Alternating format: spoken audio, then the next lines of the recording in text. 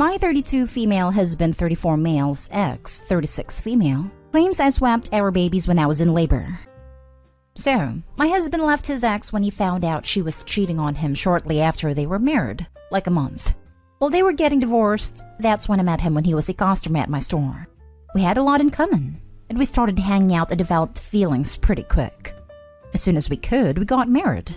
I love him so very much, and my heart told me that no matter what, I was marrying him. He's amazing. Then a few months later, after the wedding, we found out that I was pregnant. That I was pregnant with triplets. His ex called him up and accused him of cheating on her with me. No, and that she was pregnant too. To her credit, she was. And that the baby was his. But he swore to me up and down, left and right, that her baby wasn't his. And I believe him. I trust him. Anyway, I go nearly full term with babies, as far as they'd let me, and we had 3 beautiful babies that I absolutely adore. My husband was blubbering when we finally had all 3 of our beautiful, healthy babies. But it turns out when I was in labor, his ex went into labor too. And she had her sweet baby that unfortunately had to go to the NICU. My mother-in-law informed us of this later, because their mothers are friends still, after we came home with the babies. After taking time off social media to, recover from having triplets, I started receiving all these nasty messages calling me hurtful names and telling me I was a monster. Turns out, after his ex had her baby, she went to social media telling everyone I stole her babies and that I gave her my sickly baby. And all her little friends took up the cost for her and started harassing me. I'm baffled because how? I was a planet with my babies, because I have a small torso and those 3 went out. Also, my babies were big and tall like their daddy, not tiny like me. She has demanded I give her babies back and to take her preemie baby, which I'm never going to do. And my husband has told her several times already. My brain is tired. I don't know what to do. Does anyone have any advice for me, please? Now for the top advice. Call the police and get a restraining order and a lawyer. She's screwed in the head. Yes, this immediately. She's not well. I would be very, very wary of her. I would also cease communication with her immediately. Yup, block everywhere and get the cops involved. Thankfully, my ex's new wife swapped my 3 healthy babies with this one. Sounds pretty crazy. Call the police and ask them to do a welfare check. That the baby she's currently taking care of needs to be checked. If she has psychosis, then that baby needs to be taken in by someone else whilst she gets help. Show the police everything and tell them you are scared that this child is in the house of someone who sounds like she's going through psychosis. I would definitely get a restraining order. And make sure you block all contact with her on social media. Block anyone who tries to contact you. This definitely sounds like postpartum psychosis. Very sad and very scary. Hope she gets help and that baby stays safe. People don't realize how much hormones and pregnancy can cause severe mental health issues. 100%. I had a patient who had PPP. She ended up ending her newborn, went to the top of a building, and jumped off of it. She survived, but ended up having her 2 other kids taken off of her. It has been told that if she has kids in the future, they'll be immediately taken off of her. It's sad and it sucks, but this lady needs help. Info. Was a paternity test done on her child? My husband said she hasn't asked for a paternity test, but he would gladly do one if it will settle things. Next story. My sister found out our parents want to abandon her. I'm female 32, the oldest of 4. 2 of my siblings are adults with their own home/apartment, but my youngest sister is 10.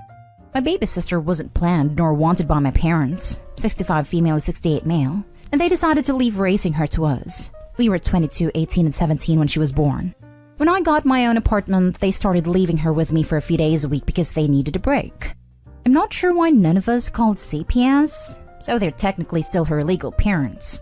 A few months ago, they decided they wanted to let me adopt her so they could retire and travel. I wanted to take her to the beach for a girls' weekend and ask her about me adopting her on the trip. I was going to frame it as them being too old to take care of her to try to make it hurt less. But today she walked in on my parents talking about buying a tiny house and the whole thing came out. She's been extremely quiet and withdrawn since. Honestly, the best way I could describe this situation is that someone broke my sweet, bubbly, happy baby sister. I know she needs to go to therapy, but is there anything I can do to help her in the meantime? I doubt you'll be able to do anything to make her feel better. Just be there for her. But hold up a second. Your mother was 55 when she had her? Yes. The women in my family tend to be able to have kids later, but she was definitely a surprise to all of us. My grandma had my aunt at 55. I hope I'm menopaused by then. I'm so sorry for your situation, and so glad your sister has you. As a parent, here are my recommendations. 1. Get her therapy immediately. 2. Tell her every day that you love her, that she belongs there with you and you will always be there for her. 3. Make sure your parents are paying child support. Yes, the very least they can do is pay child support since they are the damn parents. They can just foist her off on someone else because they want to go play. Crappy parents. Raise the kid until she's 10 and then ditch her to play around the world. If you couldn't raise the kids, don't have the kids. Screw those people. She must be so absolutely heartbroken and scared. I would just take her home with you, if you can, and cut your parents off. She needs to know she's loved, and you will protect her. If you go and get her, are your parents really going to stop you? I'd also be worried about her hurting herself, so it might be best she can be with someone who loves her anyway. She's staying with me right now. She's so scared that I'm going to leave her too, so she's clinging to me while trying to keep her distance, and it's breaking my heart. Poor baby. My dad left me when I was 8. Obviously a different situation, but all I could say is just be there for her. Over time, she'll realize you're not going anywhere and hopefully she will come down a bit. Does she have a room at your place? Maybe doing up a space for her with things she has picked out and knows are hers will help. I know everyone is saying therapy for her, but I hope you're getting the support you need too. Next story is titled, My 30 female husband 30 male and in-laws seem to forget that I'm a person and not an incubator. I'm currently pregnant with our first child and my in-laws' first grandchild. Everyone seems to have an opinion on how I'm handling my pregnancy, and I understand they're just excited, but it's starting to feel like they've stopped seeing me as a person and think I'm just this golden incubator. I'm pretty much not allowed to do anything except for rest without everyone overreacting. Once, I was craving something my family used to cook, so I went to make it. And when my husband saw me, he freaked out and asked me why I didn't ask our cook to make it, and insisted I go lay down again. That's another thing. We now have a cook and a cleaner because he doesn't want me to worry about anything, but also wants to make sure I'm eating as healthy as possible. Another time we went on vacation with my in-laws, and when I went to get some of our luggage, they all freaked out and were acting like I would break if I just carried one bag. My mother-in-law is constantly forcing me to eat and drink things that are supposed to be good for the baby, and whenever I say no, she makes me feel guilty until I take it. Also, I've lost count of how many times I've been recommended not to eat something because they don't think it's good for the baby. Sometimes they all talk about me/the baby like I'm not even there. They have minded my child's entire future planned out and don't seem to realize I might actually not agree with some of their ideas. When I suggest we do certain things, they say things like, I'm not sure that's good for the baby. I know they're not doing any of this to be malicious, and they're just really excited about the baby, but it's making me feel horrible. I have a good relationship with my in-laws outside of this, and my relationship with my husband has been fantastic. So I would like to find a way to get them to stop, without hurting their feelings. Any advice on how to achieve this? Have you tried standing up for yourself and putting your foot down? Tell your husband to fire the cook, because you can cook for yourself. If you want. Tell your family you can carry a bag just fine. Tell them you'll eat what you want. You obviously have done research on what you shouldn't be eating, and you will make choices you feel is right.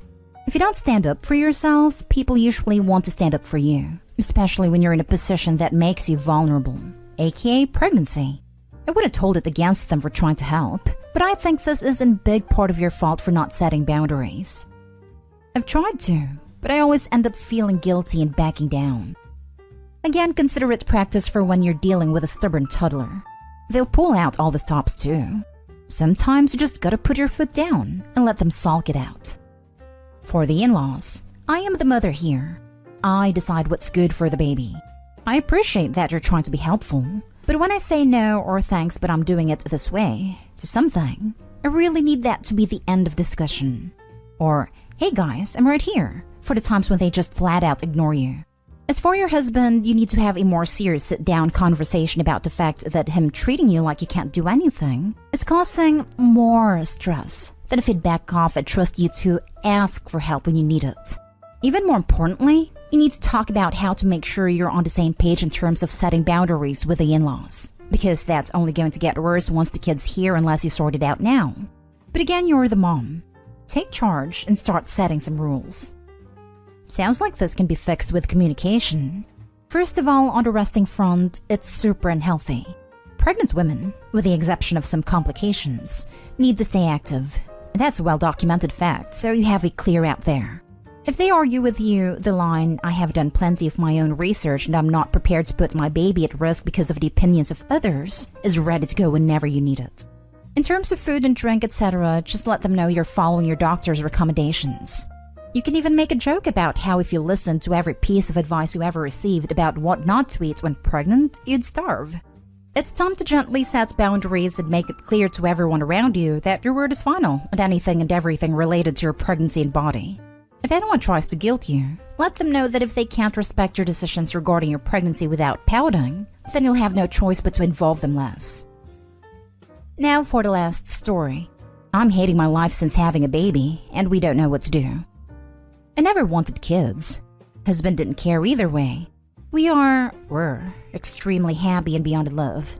I accidentally got pregnant 2 years ago, and surprised myself with how excited I got. Hormones are a witch. I had a miscarriage, but decided I would go off birth control and let nature take its course. I got pregnant in October and was very neutral about the whole thing. It sucked, but I wasn't sick or anything, but still just wanted it to be over. Labor was fine. It was scheduled. Nurses were fab and my epidural was mint. No problems there. We had a baby at the end of July last year. We talked about how neither of us really felt the immediate deep love other parents talk about, which was fine. He was/is a super easy baby, and our lives didn't change that much. We do everything 50-50 and it's a breeze. I was on mat leave and it worked. I went somewhere every day, got my exercise and yoga and walking. Still ate healthy. We still go out a lot, play sports, have a great support system. Lots of babysitting, date nights, friends over, etc. Added information. I've never been depressed, and I'm a genuinely happy, bubbly person 98% of the time. Around month 5, I started crying a lot, really hating time with the baby. I think it's because he started moving and I had to actually pay attention to do things, and just wishing I was anywhere else but in my present situation. I went to the doctor and she prescribed me Wellbutrin. I started a gratitude journal. I did meditation, etc. I went back to work early, and my husband finished maternity leave. That helped for a bit and stopped my massive hourly meltdowns. But it hasn't changed my train of thought, and now I'm basically back to where I was. Cried 4 times today. I freaking hate this life. It's not hard like people say. It's just annoying and frustrating and tramping. I count the minutes from when he gets up until I can ethically bring him to daycare. I count the seconds from when he wakes up from a nap until he can go for another one. I can't get out of the driveway fast enough when we have a babysitter coming over. I have something planned for every minute of the day when it's a weekend, because the thought of staying home all day and entertaining him sounds just freaking awful. It's not him. He's actually quite wonderful. I know that sounds insane, but I hate the act of parenting, if that makes sense. I also just don't get the worth it part. I ruined 2 years, so far. My body, my brain, I'm so dumb now it hurts. My finances, my house, my relationship. For what? Anyway, I'm essentially miserable 95% of the time now, and I can't figure out what to do. My husband just said 2 days ago the hardest part of having a baby is keeping you happy, and he's right. I can't keep living this way, and neither can he.